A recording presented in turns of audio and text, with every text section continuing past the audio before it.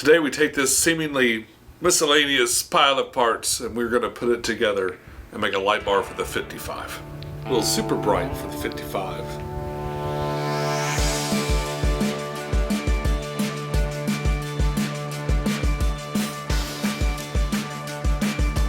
Hey YouTube, this is Clone Alpha and I'll be your Pecktec today. We have Charlie here next to me, Clone Beta behind the camera. Let's get our light on. Thanks for that, Beta. Little Peck still trapped inside of a test tube on top of our desk. And you're here, which means it's time to build an LED light bar, a high-powered LED light bar for the 55. Alright, so mostly Charlie's going to be building this for you today. Oh, I thought we were building this together. No, I think mostly it's going to be you. I see. I see. I'm going to watch for the most part, and then when I come back at the end, we'll talk about what's in here. But first, I want to tell you what's in the kit, what we added that was extra. This setup that I'm building today cost about $160. I've got the receipt here somewhere, and I want to show you exactly what's in it. So here's what we got.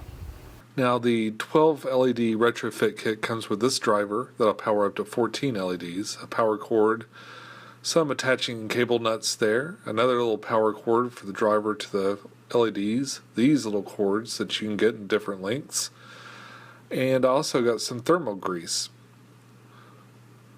Also get these little lenses. I chose the 80-degree lenses. Again, you can choose different ones, and of course the LEDs. All of mine are cool white.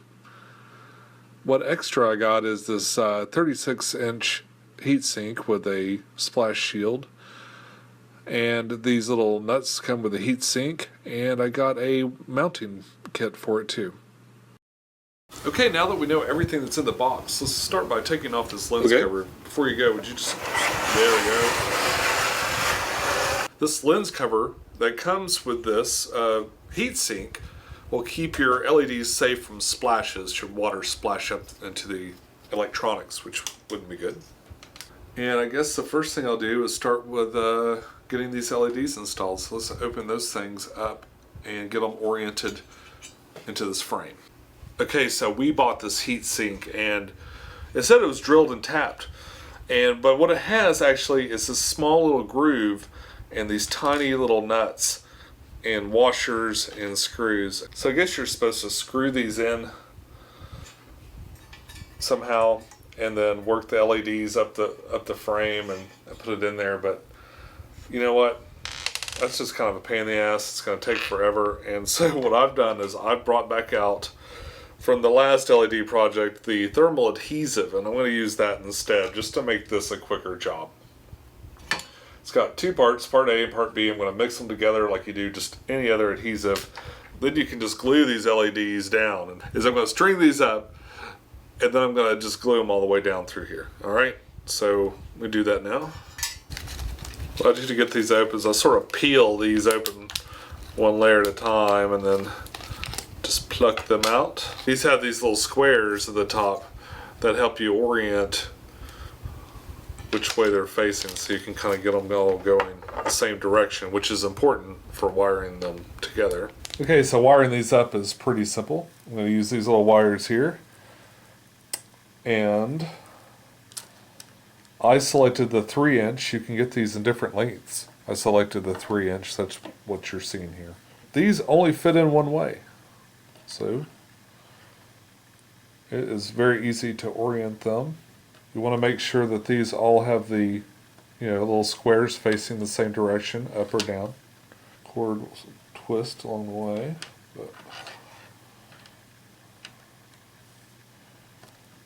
And you just do this all the way through.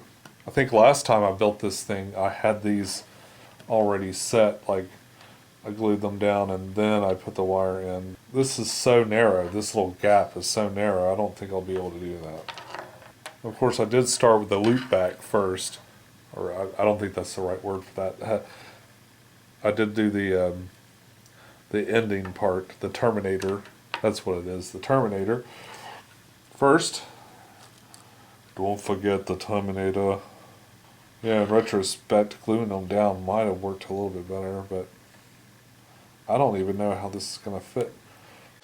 Now, one thing I've found is that you need to mix up only as much of this adhesive as you can use in about 3 minutes. You do equal parts of part A and part B, and only, like I said, only mix up as much as you can use in about 3 or 4 minutes.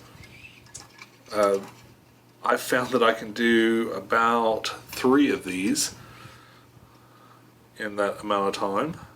This seems to hold pretty quickly. I can just hold it there for just however long that was, 10 seconds or so, and leave it, and it sort of holds its shape, and I can move on to the next one.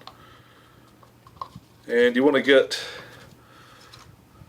while you can still scrape the stuff up, you can almost use it right up until then. For some reason, when I apply it to this metal, it seems to start working faster, and it gets real sticky.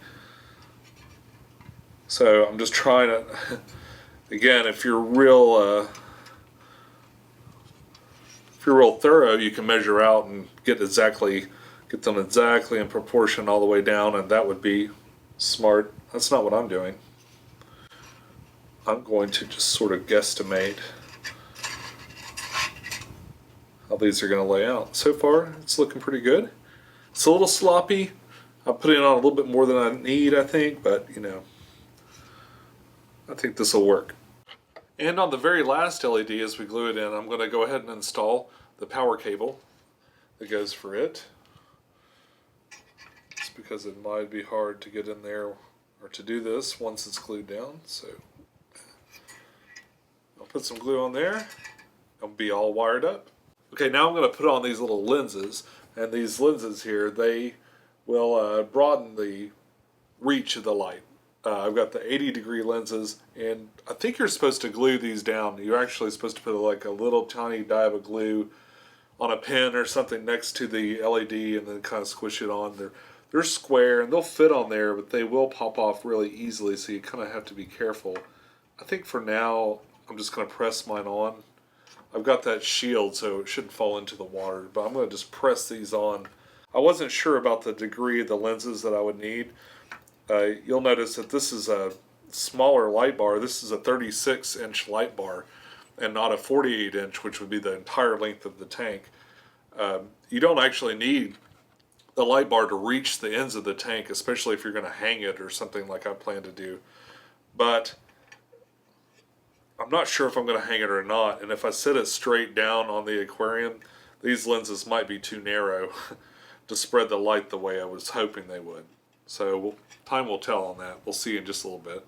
Okay, so I've just finished putting on the lenses, and it took way longer than, you know, I think it should have. It took, some of them popped on right away, and some of them I just couldn't get to stay on. I did end up just gluing them down. So I got the lens to about the appropriate point where it should stay, and I took a small paintbrush and I just sort of painted around that lip of that lens and held it there for 30 seconds or so. And then I'll let the whole thing dry. And now I'm back to finish the wiring. I guess we'll start by opening up this box, taking a look at the driver. This is called the driver. And we're going to do the red and black to the red and black that came out of the light. So now with your wires stripped a little bit so that you have a little bit more wire to work with, what you want to do is we're just going to take these two wires and match the colors, twist them together like so.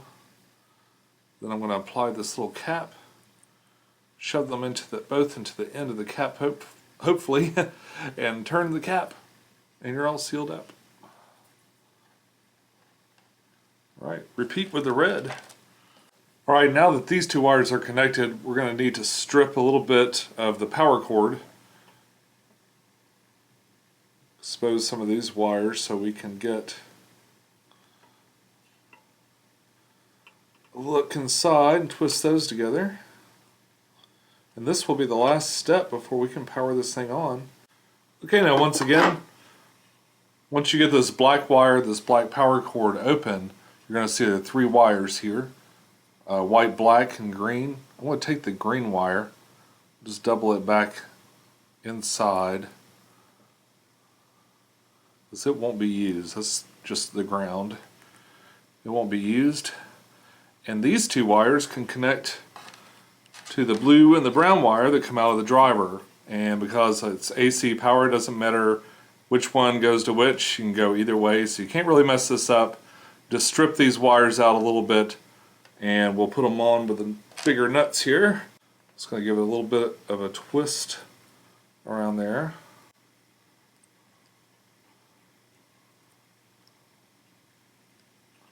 Get it up a little higher. There we go. Get these all entangled together. Slip the nut on there. Twist it on. Nice and tight.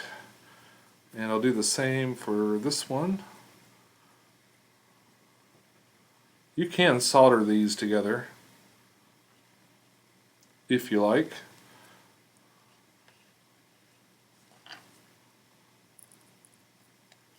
Or you can just do this. Now all we need to do is plug it in and see what it looks like. So, oops. Ooh, worked. Worked extremely well. Very bright lights. Very good. Let's put it on the tank.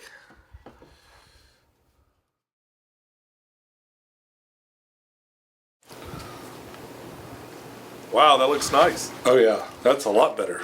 It's got the flicker, it's really pretty strong, it's a good light. And it's so small I could put it on right next to the Aqueon modular LED that I have if I wanted to. The thing with that light is it started flickering, and I found out from a friend of mine, Steven, that you can contact them and they will mail you a new power supply. Had it kind of limping along on this other light for a while, and it was just horrible. It was way too small. Really tiny compact fluorescent. So this is a huge improvement over that. I probably will keep it on its own. I think once I raise it up a little bit with these, it'll have a better spread. Oh, most definitely. Yeah, most definitely. I think the spread will be a lot better on there. So I guess that's all we have for you today. Oh, well, I guess all that's left to say is follow your bliss. And keep a clean tank. We'll see you real soon.